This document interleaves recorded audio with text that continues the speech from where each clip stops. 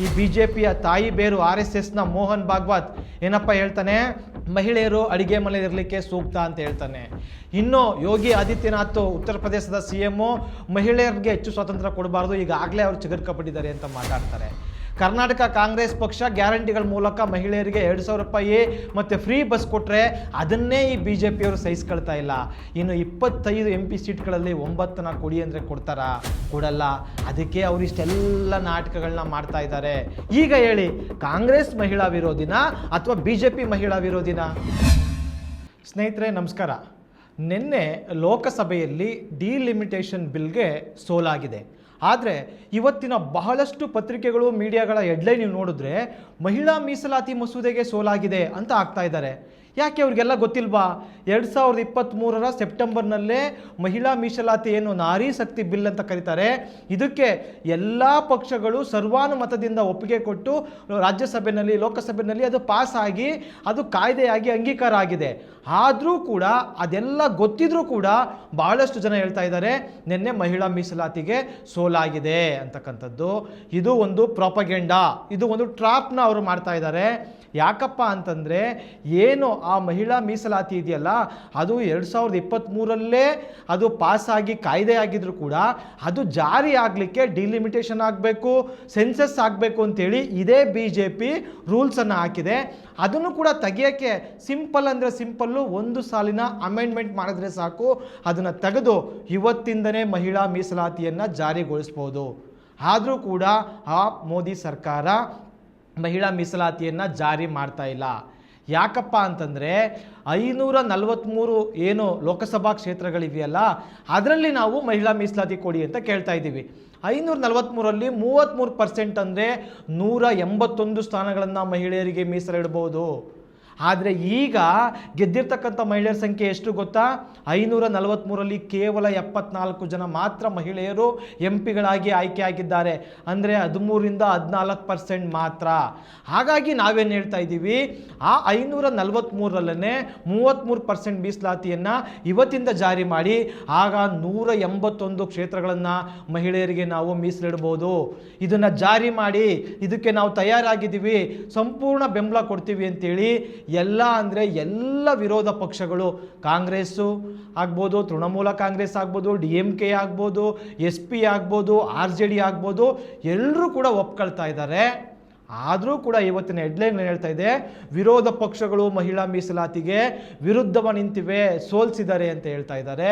ವಿರೋಧ ಪಕ್ಷಗಳು ಮಹಿಳಾ ವಿರೋಧಿಗಳು ಅಂತ ಹೇಳ್ತಾ ಇದ್ದಾರೆ. ಇದು ಹೇಗೆ ಸಾಧ್ಯ? ದಯವಿಟ್ಟು ನೀವು ಇದನ್ನು ಲಾಜಿಕಲಿ ಅರ್ಥ ಮಾಡ್ಕೊಳ್ಳಿ ಅಂತ ನಾವು ಮನವಿ ಮಾಡ್ತೀವಿ. ಮಹಿಳಾ ಮೀಸಲಾತಿಯನ್ನು ಜಾರಿ ಮಾಡಲಿಕ್ಕೆ ಡಿಲಿಮಿಟೇಷನ್ನ ಕಡ್ಡಾಯ ಆಗಲೇಬೇಕಿಲ್ಲ.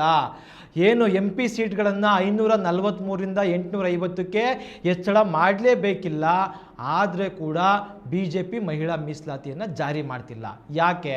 ಅಸಲಿ ಕಾರಣ ಏನಪ್ಪ ಅಂದರೆ ಇರುವ 543 ಸೀಟುಗಳಲ್ಲೇ ಮಹಿಳಾ ಮೀಸಲಾತಿಯನ್ನು ಮಾಡಿಕೊಟ್ರೆ ಈಗ ಯಾರೆಲ್ಲ ಗಂಡಸರು ಗೆದ್ದಿದ್ದಾರಲ್ಲ ಅವರ ಟಿಕೆಟ್ಗಳನ್ನು ವಾಪಸ್ ಇಸ್ಕೊಂಡು ಮಹಿಳೆಯರಿಗೆ 33% ಕೊಡಬೇಕು. ಹಾಗಾಗಿ ಈ ಗಂಡಸರು ಒಪ್ಪಲ್ಲ. ಯಾರೀ ಗಂಡಸರು? BJP ಪಕ್ಷದ ಗಂಡಸರೇ ಹೆಚ್ಚು. ಇವ್ರು ಯಾರು ಕೂಡ ತಮ್ಮ ಸೀಟ್ ಬಿಟ್ಕೊಡೋಕ್ಕೆ ರೆಡಿ ಇಲ್ಲ.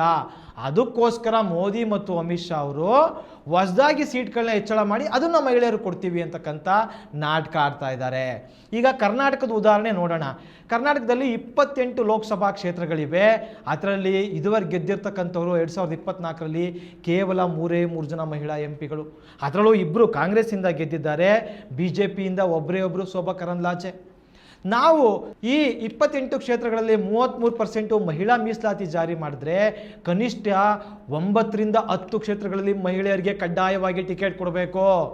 ನೋಡಿ, ಈಗ 2024 ಚುನಾವಣೆಯಲ್ಲಿ BJP 25 ಕ್ಷೇತ್ರಗಳಲ್ಲಿ ಸ್ಪರ್ಧೆ ಮಾಡಿ ಕೇವಲ 2 ಕಡೆ ಮಾತ್ರ ಮಹಿಳೆಯರು ಟಿಕೆಟ್ ಕೊಟ್ಟಿದ್ರು, ದಾವಣಗೆರೆ ಮತ್ತು ಬೆಂಗಳೂರು ನಾರ್ತು. ಅದರಲ್ಲೂ ಬೆಂಗಳೂರು ನಾರ್ತಲ್ಲಿ ಮಾತ್ರ ಗೆಲ್ಲಕ್ಕಾಗಿದೆ. ಈ ಮಹಿಳಾ ಮೀಸಲಾತಿ ಜಾರಿ ಆದರೆ 25 ಕ್ಷೇತ್ರಗಳಲ್ಲಿ ಕನಿಷ್ಠ 8ರಿಂದ 9 ಸ್ಥಾನಗಳನ್ನು ಗಂಡಸರಿಂದ ಟಿಕೆಟ್ ಕಿತ್ತು ಮಹಿಳೆಯರಿಗೆ ಕೊಡಬೇಕು. ಇದಕ್ಕೆ BJP ಒಪ್ಪಿಗೆ ಇಲ್ಲ.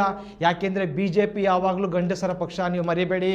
ಈ BJPಯ ತಾಯಿ ಬೇರು RSSನ ಮೋಹನ್ ಭಾಗವತ್ ಏನಪ್ಪ ಹೇಳ್ತಾನೆ, ಮಹಿಳೆಯರು ಅಡಿಗೆ ಮನೆ ಇರಲಿಕ್ಕೆ ಸೂಕ್ತ ಅಂತ ಹೇಳ್ತಾನೆ. ಇನ್ನು ಯೋಗಿ ಆದಿತ್ಯನಾಥ್ ಉತ್ತರ ಪ್ರದೇಶದ CM ಮಹಿಳೆಯರಿಗೆ ಹೆಚ್ಚು ಸ್ವಾತಂತ್ರ್ಯ ಕೊಡಬಾರ್ದು, ಈಗಾಗಲೇ ಅವರು ಚಿಗುರ್ಕಪಟ್ಟಿದ್ದಾರೆ ಅಂತ ಮಾತಾಡ್ತಾರೆ. ಕರ್ನಾಟಕ ಕಾಂಗ್ರೆಸ್ ಪಕ್ಷ ಗ್ಯಾರಂಟಿಗಳ ಮೂಲಕ ಮಹಿಳೆಯರಿಗೆ 2,000 ರೂಪಾಯಿ ಮತ್ತು ಫ್ರೀ ಬಸ್ ಕೊಟ್ಟರೆ ಅದನ್ನೇ ಈ BJP ಅವರು ಸಹಿಸ್ಕೊಳ್ತಾ ಇಲ್ಲ. ಇನ್ನು 25 MP ಸೀಟ್ಗಳಲ್ಲಿ 9ನ ಕೊಡಿ ಅಂದರೆ ಕೊಡಲ್ಲ. ಅದಕ್ಕೆ ಅವರು ಇಷ್ಟೆಲ್ಲ ನಾಟಕಗಳನ್ನ ಮಾಡ್ತಾ ಇದ್ದಾರೆ. ಹಂಗಾಗೇನೆ ಈ ಡಿಲಿಮಿಟೇಷನ್ ಬಿಲ್ಗೆ ನಾವು ಸೋಲ್ತೀವಿ ಅಂತ ಗೊತ್ತಿದ್ರು ಕೂಡ ಅದನ್ನು ಮತಕ್ಕೆ ಹಾಕಿದ್ರು, ಸೋತ 10 ನಿಮಿಷಗಳಲ್ಲಿ ಎಲ್ಲ ಮಹಿಳೆಯರು ರಾತ್ರಿ ಪ್ಲೆಕಾರ್ಡ್ ಇಟ್ಕೊಂಡು ಪ್ರತಿಭಟನೆ ಮಾಡಿದ್ರು. ಅಂದರೆ 10 ನಿಮಿಷದಲ್ಲಿ ಏನು ಪ್ಲೆಕಾರ್ಡ್ ರೆಡಿ ಮಾಡಿಬಿಟ್ರು? 10 ನಿಮಿಷದಲ್ಲಿ ಮಾಡಲಿಲ್ಲ, ಮುಂಚೆನೇ ಪ್ರಿಪೇರ್ ಮಾಡ್ಕೊಂಡಿದ್ರು. ಸೋಲ್ತೀವಿ ಅಂತ ಅವ್ರಿಗೆ ಗೊತ್ತಿತ್ತು, ಆದರೂ ಮಾಡಿದ್ರು. ಯಾಕಪ್ಪ ಅಂದರೆ ಈ ಬ್ಲೇಮನ್ನು ವಿರೋಧ ಪಕ್ಷಗಳಿಗೆ ಕಟ್ಟಿ ತಾವು ಮಹಿಳೆಯರ ಓಟ್ ತಗೋಬೇಕು ಅಂತಕ್ಕಂಥ ಒಂದು ದುರಾಲೋಚನೆ ಈ BJPದು. ನೋಡಿ, ಪಶ್ಚಿಮ ಬಂಗಾಳದಲ್ಲಿ ಮತ್ತು ತಮಿಳುನಾಡಲ್ಲಿ ಎಲೆಕ್ಷನ್ ನಡೀತಾ ಇದೆ. ಅಲ್ಲಿನ MP ಗಳು ಕ್ಯಾಂಪೇನಲ್ಲಿ ಭಾಗವಹಿಸಬೇಕು, ಅವರು ಬರೋಕ್ಕಾಗಲ್ಲ ಅಂತ ಗೊತ್ತಿದ್ರು ಕೂಡ ತರಾತುರಿನಲ್ಲಿ ಈ ಒಂದು ಲೋಕಸಭಾ ಸೆಷನನ್ನು ಕರೆದ್ರು. ಈ ರೀತಿಯಾಗಿ ಇವರು ಈ ಒಂದು ಮಹಿಳಾ ಮೀಸಲಾತಿಯನ್ನು ವಿರೋಧಿಸ್ತಾ ಇದ್ದಾರೆ. ನೀವು ಪ್ರಶ್ನೆ ಕೇಳ್ಬೋದು, ಹಂಗಾದರೆ ಕಾಂಗ್ರೆಸ್ ಒಪ್ಪಿಡ್ತದ ಅಂತೇಳಿ. ಹೌದು, ಒಪ್ಪುತ್ತೆ. ಕಾಂಗ್ರೆಸ್ಗೆ ಇದರಿಂದ ತೊಂದರೆ ಏನೂ ಇಲ್ಲ, ಅವ್ರು ಮಹಿಳೆಯರ ಪರವಾಗಿದ್ದಾರೆ ಅಂತ ಹೇಳ್ತೀನಿ. ಯಾಕೆ ಅಂದರೆ 2024ರ ಲೋಕಸಭಾ ಚುನಾವಣೆಯಲ್ಲಿ ಕರ್ನಾಟಕದಲ್ಲಿ ಕಾಂಗ್ರೆಸ್ಸು 28 ಕ್ಷೇತ್ರಗಳಲ್ಲಿ 6 ಕ್ಷೇತ್ರಗಳಲ್ಲಿ ಮಹಿಳೆಯರಿಗೆ ಟಿಕೆಟ್ ನೀಡಿತ್ತು. ಈಗ ಮಹಿಳಾ ಮೀಸಲಾತಿ ಜಾರಿ ಆದರೆ 9ರಿಂದ 10 ಕ್ಷೇತ್ರಗಳಲ್ಲಿ ಅವರು ಮಹಿಳೆಯರಿಗೆ ಟಿಕೆಟ್ ಕೊಡಬೇಕು, ಆರಾಮಾಗೆ ಕೊಡ್ತಾರೆ ಅವರು ಕಾಂಗ್ರೆಸ್ನವರು. ಈಗ ಹೇಳಿ, ಕಾಂಗ್ರೆಸ್ ಮಹಿಳಾ ವಿರೋಧಿನ ಅಥವಾ BJP ಮಹಿಳಾ ವಿರೋಧಿನ? ಇನ್ನೊಂದು ಪ್ರಶ್ನೆ ಇದೇ ಸಂದರ್ಭದಲ್ಲಿ ಹೇಳ್ಬಿಡ್ತೀನಿ ನೋಡಿ. ಉನ್ನಾವೋದಲ್ಲಿ ಒಬ್ಬ ಮಹಿಳೆಗೆ, ಒಬ್ಬ ಬಾಲಕಿಗೆ ರೇಪ್ ಮಾಡಿ ತೊಂದರೆ ಕೊಟ್ಟರು. ಯಾರು? BJPಯ ಶಾಸಕ ಆಗಿದ್ದ ಕುಲ್ದೀಪ್ ಸಿಂಗ್ ಸೆಂಗಾರ್ ಅಂತಕ್ಕಂಥವನು. ಆಗ ಇಡೀ BJP ಅವನ ಪರವಾಗಿ ನಿಂತ್ಕೊಂಡು ಪ್ರತಿಭಟನೆ ಮಾಡಿದ್ರು. ಆ ಒಂದು ಹೆಣ್ಮಗಳಿಗೆ ನ್ಯಾಯ ಕೊಡಿಸ್ಲಿಲ್ಲ. ಅದೇ ರೀತಿ ಕತುವಾದಲ್ಲಿ ಒಂದು ಹಸುಳೆ ಮೇಲೆ ಅತ್ಯಾಚಾರ ಆಗುತ್ತೆ, BJPಯವರು ಅಧಿಕಾರಿಗಳ ಪರವಾಗಿ ಪ್ರತಿಭಟನೆ ಮಾಡ್ತಾರೆ. ಇತ್ತೀಚೆಗೆ ಹತ್ರಾಸ್ನಲ್ಲಿ ಒಬ್ಬ ಮಹಿಳೆಯನ್ನ ಅತ್ಯಾಚಾರ ಆಗುತ್ತೆ, ರಾತ್ರೋರಾತ್ರಿ ಸುಟ್ಟು ಹಾಕ್ಬಿಡ್ತಾರೆ. ಅವ್ರ ಪರವಾಗಿ ವಿರೋಧ ಪಕ್ಷಗಳು ಪ್ರತಿಭಟನೆ ಮಾಡಕ್ಕೆ ಹೋದ್ರೆ ಅವ್ರನ್ನ ತಡೆದು ಜೈಲ್ಗೆ ಹಾಕ್ತಾರೆ. ಈ ರೀತಿ ಸಾವಿರಾರು ಉದಾಹರಣೆಗಳನ್ನ ಕೊಡ್ತೀನಿ. ಈ BJP RSSನವರೇ ನಂಬರ್ 1 ಮಹಿಳಾ ವಿರೋಧಿಗಳು. ಸಮಾನತೆಯ ವಿರೋಧಿಗಳಾದಂಥ BJPಯವರು ಇರೋದ್ರಲ್ಲಿ ಮಹಿಳೆಯರ ಜೊತೆ ಹಂಚ್ಕೊಳ್ಳಿ ಅಂತಂದರೆ ಹಂಚ್ಕೊಳ್ತಾರ? ಖಂಡಿತ ಇಲ್ಲ. ನಾವು ಚಾಲೆಂಜ್ ಮಾಡ್ತಾ ಇದ್ದೀವಿ, ನೀವು ನಿಜವಾಗ್ಲೂ ಮಹಿಳಾ ಪರವಾಗಿದ್ದರೆ 543 ಲೋಕಸಭಾ ಕ್ಷೇತ್ರಗಳಿವೆಯಲ್ಲ ಅವುಗಳನ್ನ ಹೆಚ್ಚಳ ಮಾಡ್ದೇ ಒಂದು ಸಾಲಿನ ಒಂದು ಅಮೆಂಡ್ಮೆಂಟನ್ನು ತಂದು ಇವತ್ತೇ ಮಹಿಳಾ ಮೀಸಲಾತಿ 33% ಜಾರಿ ಮಾಡಿ. ಆಗ ಏನಾಗ್ತದೆ? ಒಂದು ಉದಾಹರಣೆ ಕೊಡ್ತೀನಿ. 543 ರೂಪಾಯಿ ಇದೆ ಅಂತ ಅನ್ಕೊಳ್ಳಿ ಈಗ BJP ಬಳಿ. ಆ 543 ರೂಪಾಯಿನಲ್ಲಿ 33% ಮಹಿಳೆಯರು ಕೊಡಿ ಅಂದರೆ 181 ರೂಪಾಯಿನ ಮಹಿಳೆಯರಿಗೆ ಅವ್ರಿಗೆ ಕೊಡಬೇಕು. ಆದರೆ ಕೊಡ್ತಾ ಇಲ್ಲ. ಅದಕ್ಕೆ BJP ಏನು ಮಾಡ್ತಾ ಇದ್ದಾರೆ? ಇಲ್ಲ, ನಾವು 543 ರೂಪಾಯಿಗೆ ಇನ್ನೂ 362 ರೂಪಾಯಿ ಹೊರಗಡೆಯಿಂದ ಸಾಲ ತಗೊಬಂದ್ಬಿಟ್ಟು 850 ಮಾಡ್ತೀವಿ.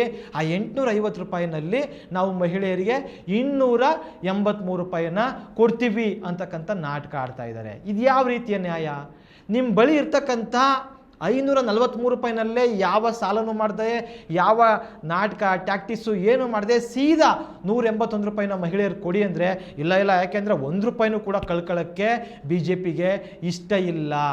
ಹಾಗಾಗೇನೆ ಅದು ಈ ಒಂದು ಡಿಲಿಮಿಟೇಷನ್ನು ಜಾರಿಗೆ ತಗೊಂಡು ಬಂದ್ಬಿಟ್ಟು ಲೋಕಸಭಾ ಕ್ಷೇತ್ರಗಳನ್ನೂ ಹೆಚ್ಚಳ ಮಾಡಿಬಿಟ್ಟು 5-6 ಕ್ಷೇತ್ರಗಳಲ್ಲಿ ಅಧಿಕಾರ ಹಿಡಿಬೇಕು ಮತ್ತು ಶಾಶ್ವತವಾಗಿ ಅಧಿಕಾರದಲ್ಲಿರಬೇಕು ಅಂತಕ್ಕಂಥ ದುರಾಲೋಚನೆಯನ್ನು ಮಾಡ್ತಾ ಇದ್ದಾರೆ. ಅದಕ್ಕೆ ವೆಪನ್ ಆಗಿ ಈ ಮಹಿಳಾ ಮೀಸಲಾತಿಯನ್ನು ಬಳಸ್ಕೊಳ್ತಾ ಇದ್ದಾರೆ. ಮಹಿಳೆಯರ ಹೆಗಲಿನ ಮೇಲೆ ಕೋವಿ ಇಟ್ಟು ವಿರೋಧ ಪಕ್ಷಗಳನ್ನ ಹೊಡಿತಾ ಇರ್ತಕ್ಕಂಥ ಒಂದು ಹುನ್ನಾರ ಇದು. ಹಾಗಾಗೇ ಕುರಿಯ ವೇಷದಲ್ಲಿರ್ತಕ್ಕಂಥ ತೋಳ BJP ನಾಟಕ ಮಾಡ್ತಾ ಇದೆ. ಇದಕ್ಕೆ ದಯವಿಟ್ಟು ನೀವು ಯಾರೂ ಟ್ರಾಪು ಬೀಳ್ಬೇಡಿ. ಇದರಲ್ಲಿ ಯಾವ ಸಮಾನತೆಯನ್ನು ಕೂಡ ನಾವು ನೋಡಲಿಕ್ಕೆ ಸಾಧ್ಯ ಇಲ್ಲ. ಮಹಿಳಾ ಸಮಾನತೆಯ ಬಗ್ಗೆ ಒಂದು ಒಳ್ಳೆ ಕೋಟ್ ಇದೆ. ಅದೇನಪ್ಪ ಅಂದರೆ ಆಕಾಶದ ಅರ್ಧ ನಕ್ಷತ್ರಗಳು ನಾವು ಅಂತ. ಇಡೀ ಪ್ರಪಂಚದಲ್ಲಿ ಅರ್ಧದಷ್ಟು ಮಹಿಳೆಯರಿದ್ದಾರೆ, ಭಾರತದಲ್ಲೂ ಕೂಡ ಅರ್ಧದಷ್ಟು ಮಹಿಳೆಯರಿದ್ದಾರೆ. ಹಂಗಿದಾಗ ನಾವು BJPಯವರಿಗೆ ಚಾಲೆಂಜ್ ಮಾಡ್ತೀವಿ, ಕೇವಲ 33% ಅಲ್ಲಪ್ಪ, 50% ಮಹಿಳಾ ಮೀಸಲಾತಿ ತಗೊಂಡು ಬನ್ನಿ. 543 ವಿಧಾನಸಭಾ ಕ್ಷೇತ್ರಗಳಲ್ಲಿ 272, 273 ಸ್ಥಾನಗಳನ್ನು ಮಹಿಳೆಯರಿಗೆ ಮೀಸಲಿಡಿ. ಆವಾಗ ನಿಮ್ಮ ಮಹಿಳಾ ಮೀಸಲಾತಿಯನ್ನು ನಾವು ಒಪ್ತೀವಿ, ನೀವು ಮಹಿಳೆಯರ ಪರವಾಗಿದ್ದೀರಿ ಅಂತ ಒಪ್ಕೊಳ್ತೀವಿ. ಅದನ್ನು ಮಾಡೋದು ಬಿಟ್ಟು ಇಲ್ಲಿ ಬಂದು ಮಹಿಳಾ ಮೀಸಲಾತಿ ಬಿಲ್ನ ಸೋಲಿಸ್ಬಿಟ್ರು ಅಂತಕ್ಕಂಥ ಸುಳ್ಳು ನರೇಟಿವು, ಸುಳ್ಳು ಮೊಸಳೆ ಕಣ್ಣೀರನ್ನು ಸುರಿಸಬೇಡಿ. ಇನ್ನೊಂದು ಕೂಡ ಫೇಮಸ್ ಕೋಟ್ ಇದೆ. ಅದೇನಪ್ಪ ಅಂತಂದರೆ, ಎಲ್ಲರನ್ನೂ ಕೂಡ ಕೆಲವು ಕಾಲ ಮೂರ್ಖರನ್ನಾಗಿ ಮಾಡಿಬಿಡ್ಬೋದು, ಕೆಲವರನ್ನು ಎಲ್ಲ ಕಾಲ ಮೂರ್ಖರನ್ನಾಗಿ ಮಾಡಿಬಿಡ್ಬೋದು, ಆದರೆ ಎಲ್ಲರನ್ನೂ ಎಲ್ಲ ಕಾಲ ಮೂರ್ಖರನ್ನಾಗಿ ಮಾಡಲಾಗುವುದಿಲ್ಲ ಅಂತ. ಹಾಗಾಗಿ ಈ 12 ವರ್ಷಗಳಲ್ಲಿ ನಿರಂತರವಾಗಿ ಅಧಿಕಾರದಲ್ಲಿರ್ತಕ್ಕಂಥ BJP ಕಾಗೆಗಳಾರಿಸ್ಕೊಂಡೇ ಬರ್ತಾ ಇದೆ. ಈಗ ಮಹಿಳಾ ಮೀಸಲಾತಿಗೆ ಅಡ್ಡಿ ಅಂತಕ್ಕಂಥ ಕಲರ್ ಕಾಗೆ ಆರಿಸ್ತಾ ಇದೆ. ದಯವಿಟ್ಟು ಯಾರೂ ಕೂಡ ಈ ಒಂದು ಕಲರ್ ಕಾಗೆಗೆ ಮೂರ್ಖರಾಗಬೇಡಿ ಅಂತಕ್ಕಂಥ ಮನವಿಯನ್ನು ಮಾಡ್ತೀವಿ.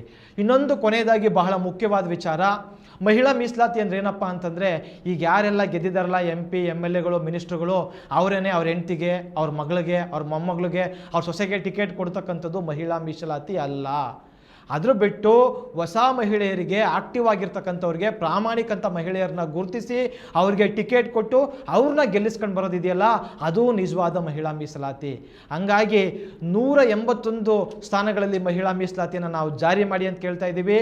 ಆ 181 ಕಡೆ ಮತ್ತು ರಾಜ್ಯದ ವಿಧಾನಸಭೆಗಳಲ್ಲಿ ಏನು ಮಹಿಳಾ ಮೀಸಲಾತಿ ಜಾರಿ ಆಗ್ತದೆ ಅಲ್ಲೆಲ್ಲ ಹೊಸ ಮಹಿಳೆಯರಿಗೆ ಟಿಕೆಟ್ ಕೊಡಬೇಕು, ಕುಟುಂಬ ರಾಜಕಾರಣದಿಂದ ಹೊರತಾದಂಥ ಮಹಿಳೆಯರಿಗೆ ಟಿಕೆಟ್ ಕೊಡಬೇಕು ಅಂತ ನಾವು ಆಗ್ರಹಿಸ್ತೀವಿ.